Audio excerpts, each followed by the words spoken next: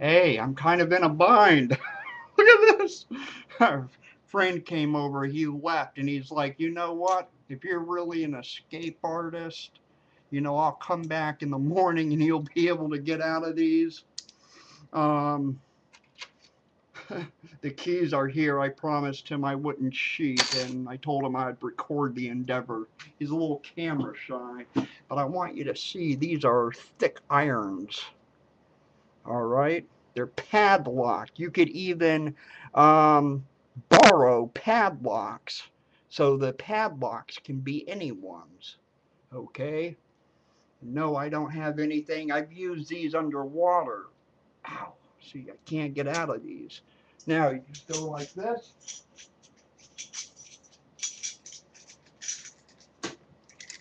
And just like this, I make my escape just that quick. Hence why I do it underwater.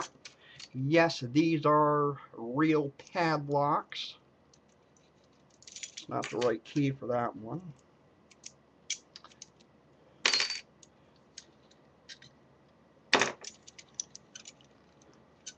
They open and shut.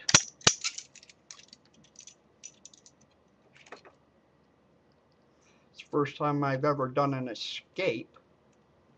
Like I said, I've used these underwater with people's own padlocks. You can't slip them. You see they made marks. And just like this, these are the real deal. These are antique type handcuffs. I paid like $200 back in, I don't know, when did I move here? Back in like 92. Just like that. And that is Eddini's antique handcuff, or actually hand iron escape. Thank you and God bless.